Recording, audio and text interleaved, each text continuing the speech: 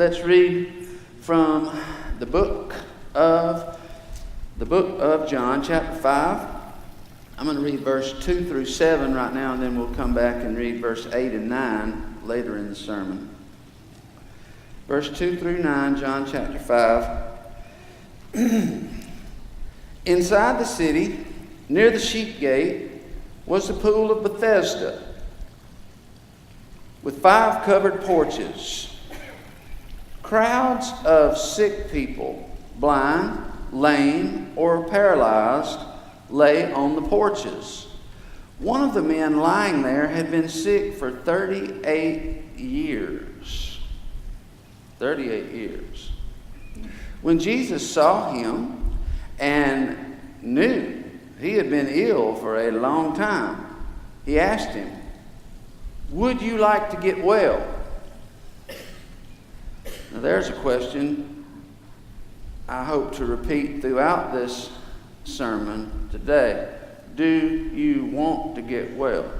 What kind of a question is that to ask a person who's at this pool hoping for a miracle, waiting for a miracle? Isn't that the whole reason I'm here? And yet Jesus is going to ask me, do I really want to get well? Jesus asked him, "Would you like to get well?" And in verse 7, you're going to see this man's single biggest barrier to healing, to a changed life. "I can't, sir."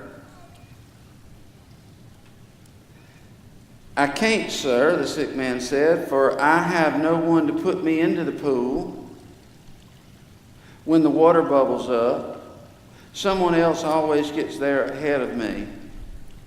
Now, what we got there is a case of a person who doesn't believe it's possible for his life to get any better. That's a problem so big just in itself that if he had everything else going for him, that one thing could mess it all up. I can't. He doesn't believe it's possible. So the problem is, the reason belief is so important, I've talked about belief being important in more than one way. Like, for example, what we believe about God, the doctrines we believe about God, our understandings, our beliefs about God are important because that will influence how we respond to God, how we operate, and how we treat other people. But in this case, his belief about himself is the problem. It's not so much his belief about God, it's about himself. I can't. Well, if you don't believe you can, think about the implications of that. If I truly, truly don't believe there's any hope for me, and somebody comes along offering me helpful suggestions,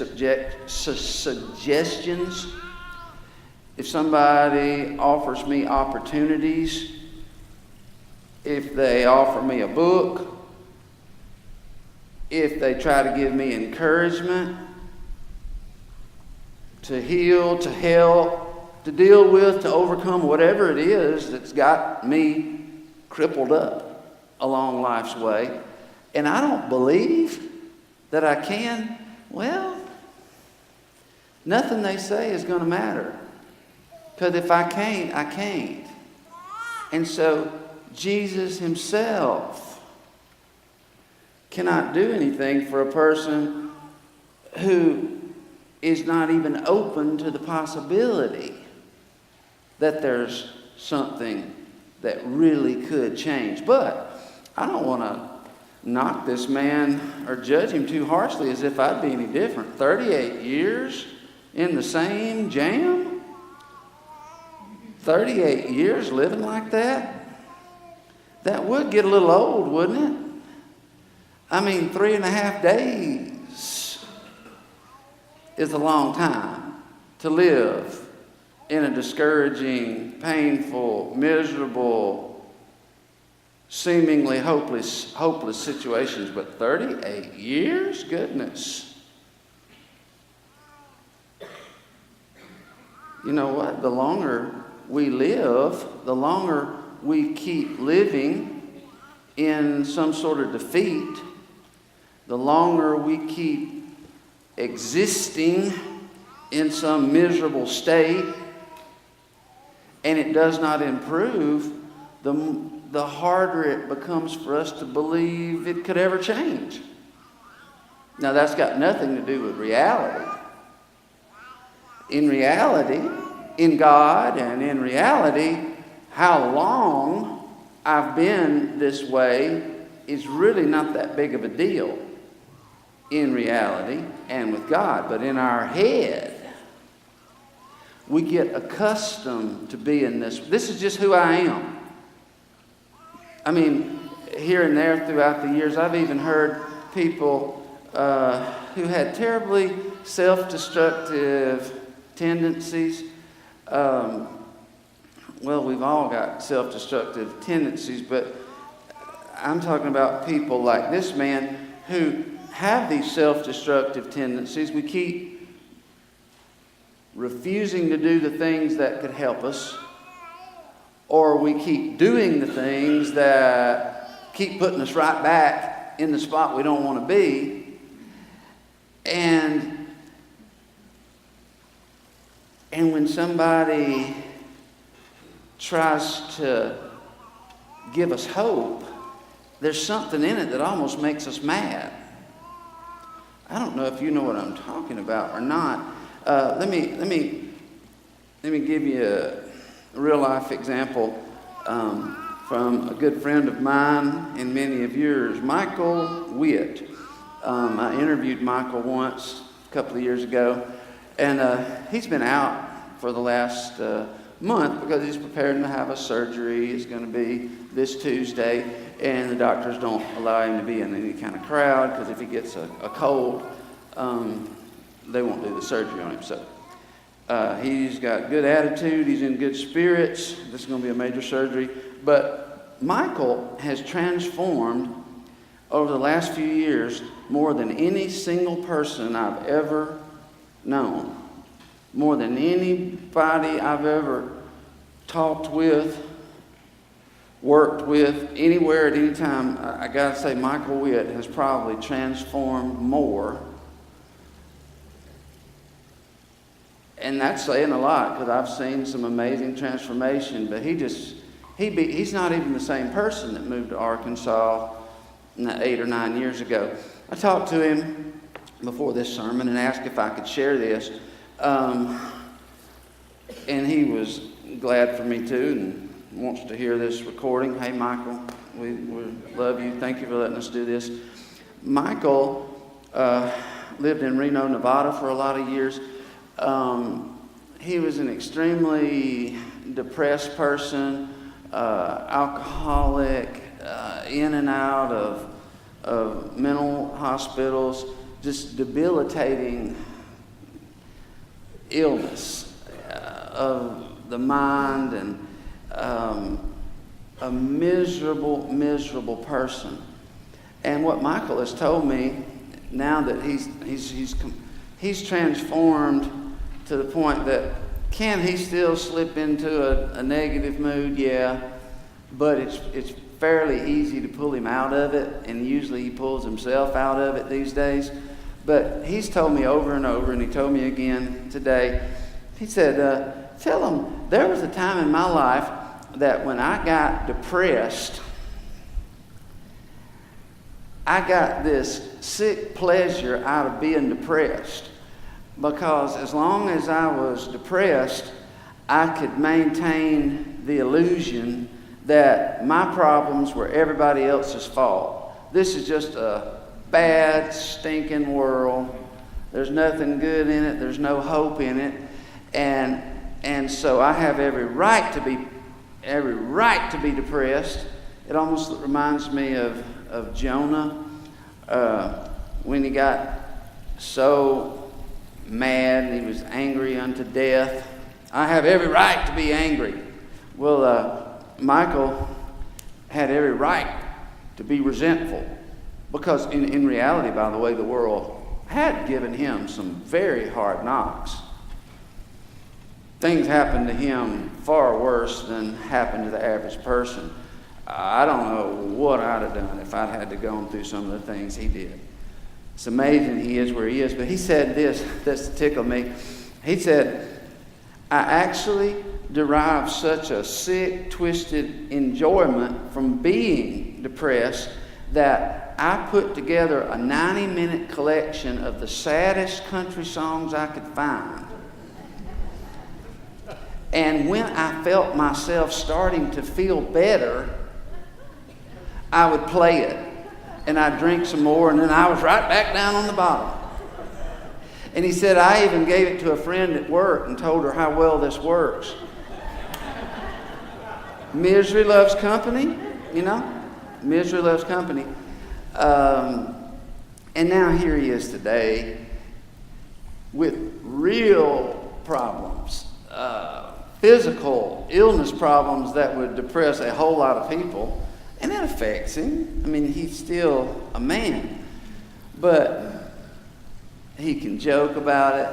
He can laugh. He makes jokes about it. He can laugh about it even when he's not feeling well. That's a transformation. But what I want you to pay attention to, in addition to the fact that he changed when he began to believe he could change. And by the way, he'll tell you in a hurry, the reason, when did he begin to change? It was when he came to CCF. And people loved him. For the first time in his life, he encountered people who loved him. And he said, even when I would, he said, this is interesting. I wasn't accustomed to anybody loving me because I was such a miserable person to be around. I never had any real friends. So when people started showing love for me and concern for me, he said, sometimes I would intentionally do something to insult them. He said, it's strange. He said, it's almost funny now, but it's like there was a part of me that did not want to get well. Now that is a case that is perhaps more extreme than yours. But more extreme cases like this make it easier to see ourselves in these mirrors. By the way, the value in observing other people, their successes and their failures, is not to judge them one way or the other. It's judgment even if you say, oh, they're wonderful, if only I could be like them. The value in observing other people is not to compare ourselves with them. It's to see ourselves in them. To see the things that they've done, which really were self-sabotaging. Things they did or refused to do that kept them laying by the pool instead of getting well and whole and going on with their lives. If you can learn to see those things in other people, then use that as a mirror for yourself, that is helpful. Whereas now, if all you do is look at other people and you use that as an example to write them off, to talk about how low down and no good they are, that's useless and it's sinful. Let other people be a mirror. So, this idea, do you really want to get well? Do you want to be made whole? Jesus knew what he was doing by asking that. This man had done that 38 years. People in that world did not live as long as we live. The lifespan was much, much lower. This man had lived at least 2/3 of the average human lifespan. And even when a person, I think Willie Nelson was around late 40s when he wrote a song in which one of the lines said, knowing well your best days are gone. And there comes this point in life at some age where we start feeling, my best days are gone. Well, what if you've been laying crippled by a pool with a bunch of other sick, stinking people? They don't have porta potties there. That's saying it nicely. And they're all just as miserable as you are. How easy would it be to believe your best days are gone? I mean, I don't have much life left anyway. What's the use of trying at my age? That's something to be aware of as you enter your senior years. As we go older, as we get older, here's something to watch for. Watch out for this mentality of, doggone it. You know, I've been this way so long. I don't know how much longer I'll be here. Do I really want to go to all that much trouble of changing, improving? Is it worth it? Well, let me tell you this. It's worth it for your family. It's worth it for the people around you. But, back to Michael, it's worth it even if you have no family, which he has no family here. But think about his transformation. He's like 70 years old. Isn't that about right? He's roughly 70 years old. And this transformation is coming at the latter part of his life. It's in his senior adult years. And yet think about this. Number one, it is extremely inspirational and encouraging to me to see it. I'm able to use him as a positive example with a whole church of people. I'm saying no matter how late in life it is for you, it's not too late for you to be made whole.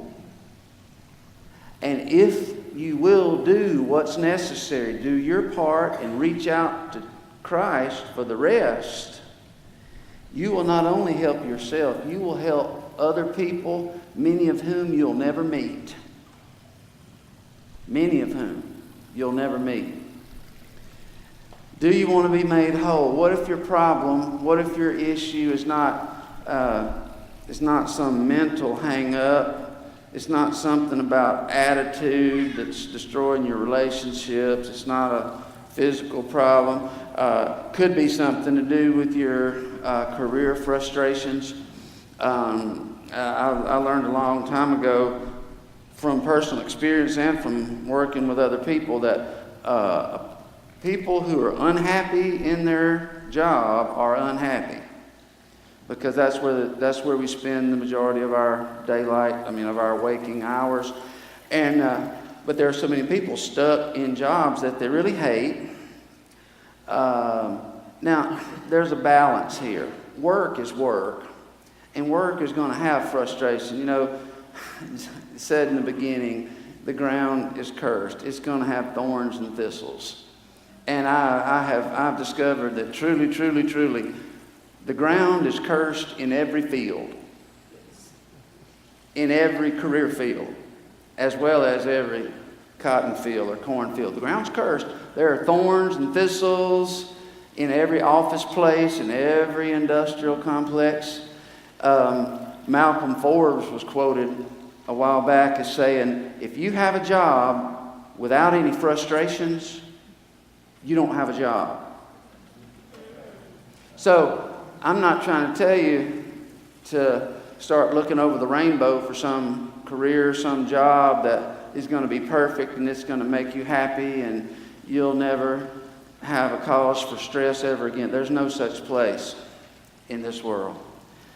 But there are plenty of people. With that said plainly, there are plenty of people who made a decision years ago when they didn't even understand themselves. I mean, it's kind of sad. It's sort of unfortunate that when we're teenagers, basically 18, 19, 20, that's when we make two of the most important life decisions we'll ever make. And that is who I'm going to marry and what I'm going to go do for a living. And at that point, we don't even know ourselves very well, much less what the world is going to be like. And so it should come as no surprise that so many people wind up in fields of employment where they don't need to be. I mean, like a school teacher who likes everything about teaching except for the kids and the parents and the curriculum. I mean,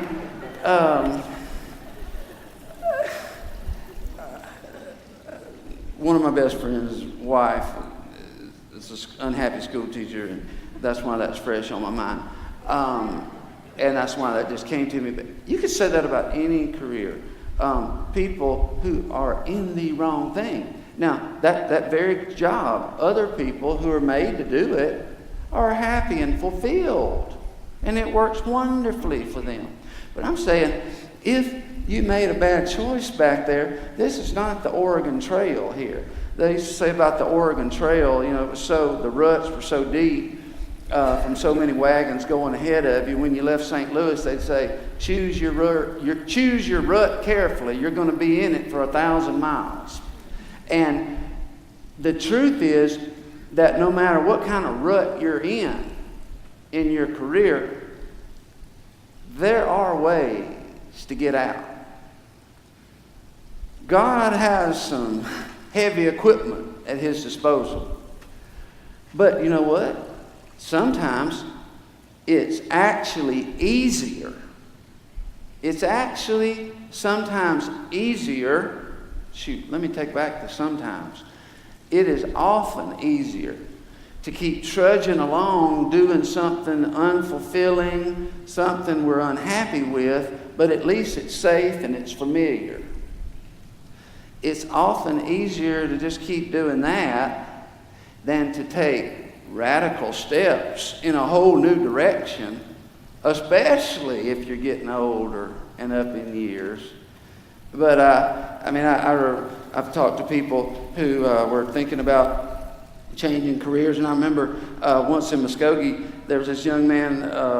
He was something like an engineer, but he hated what he was doing. He was like 32, 33 years old. He wanted to go to medical school, and he knew that by the time he specialized and did all his rotations, he's going to be 40-something years old. And is it too late? Was it worth it? And so if you're way beyond that age, you're smiling and say, "Do it, boy, do it, do it, do it." But to him, it seemed like that's so old. And what he and I came to the same conclusion. You've heard this before. Basically, okay, you're 32 now. You will become 44 eventually. You're going to be 44 years old. No matter what happens, unless you die, you're going to be 44 years old. The only question is, are you going to be a 44-year-old doctor or a 44 miserable engineer? Guess what he is? He's a 44-year-old doctor practicing medicine in Oklahoma. Not everybody needs to be a doctor. Not everybody needs to be an engineer. Certainly not everybody needs to be a preacher. But I can tell you this. If you are like that that crippled man, by the way, he did have some blindness. I'll add this. This is not an addition to the scripture. It's pulling out something that is there but needs attention. His physical problem was that he was crippled, paralyzed. But spiritually, he was blind. He was blind to any other opportunity. He was blind to possibilities for transformation. And he loved to sit there and have him tell his story. And what was his story? I can't. Why? Because every time this angel comes down and stirs the water, I try to get into the pool, but somebody jumps in front of me. And so I miss out. And, it's such a sad story. Well, you know what? It's easy to judge somebody like that who will tell you, we got to be careful here. We're on a fine line. We need to point out the problems that keep people stuck in bad positions, paralyzed, even though they're very close to opportunities that could change their life, but they're stuck, paralyzed. Be careful about judging them, because you really don't know what it's like to be them. That is important to say. But I'll give you an example. I used to judge this paralytic when I was younger, and I remember reading this story as a kid, and he would, and I'd read where he said, I can't, because, I'm crippled and I can't get to the water in time. The angel comes, stirs the water, everybody jumps in ahead of me. I can't. And I said, I could sure fix that. See, I decided what he needs to do. I don't know if y'all can see this from over there. What he needs to do is he needs to get on the edge of that pool and lay down right there on the very edge. Since he can't walk, he needs to lay down there all the time and just keep laying there. And then once the angel comes, you never know when that's going to happen, then all he's got to do is just plop right over in.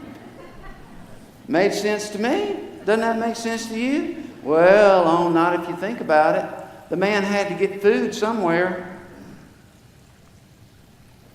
He's not like me, who I have a wife who is so good to me that she goes to Walmart and the Jameses for me, and she comes home with that food. He didn't have a good wife like that. He had to go get food, and he also had to go spend time begging to get the money to buy his food. And the angel could come while he was gone. Plus, here's a big problem in my judgment of him. If you pay close attention to that story I read, or if you know it well already, the deal was when the angel came, whenever, you never knew quite when, but he stirred the water, the first one in got healed. And that means the others didn't. Well, think about if he'd taken my advice. He's laying there like Lance told him to, and the angel there comes the angel. He rolls over and plops in, but somebody else plopped in just one step ahead of him, one split second ahead of him. What happens then? They get healed. He sinks to the bottom because he can't move his legs and swim. I'm simply pointing out that it's very easy to judge people who are not doing what you think and we think they ought to be doing with their lives. When I was real little, I came across this Indian prayer, Native American prayer. Great Spirit, grant, you've heard this, Great Spirit, grant that I may not judge my neighbor until I've walked a mile in his moccasins. So make sure you walk a mile in these people's moccasins that you want to help. Don't be judgmental about it, but there may be some realities you need to point out. This man's big problem, he was blaming everything on other people. Nothing was really up to him. Nothing was his responsibility. And that's what kept him there. And he did not believe there was any hope. Jesus came along, and I'll have to wrap up here. Jesus told him, stand up, pick up your mat, and walk. Maybe you've heard this pointed out before, but Jesus constantly went around telling people to do what they couldn't do. What if you're crippled and he says, stand up and walk? Well, that's it, Jesus, I can't walk. That's the problem.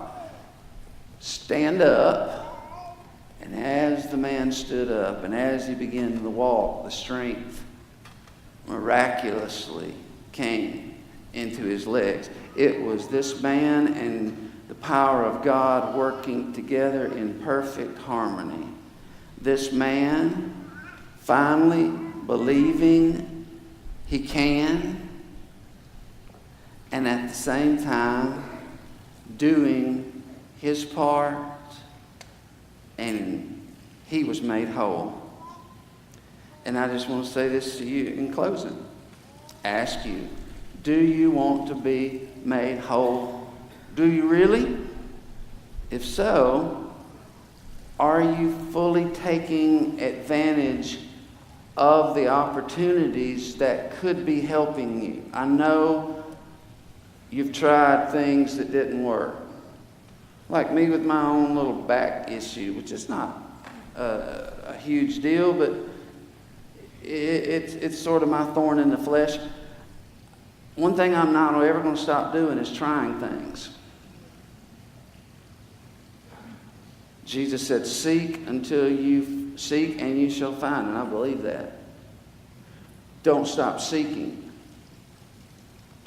Ask for help. Find a coach, a counselor. Don't mock people who talk about eating healthy. If you don't, and you're the one who's sick, don't scoff at people who exercise as if they are wasting their time. Be willing to try the things you've never tried before, and trust God for things that are even beyond your imagination. Do you want to be made whole?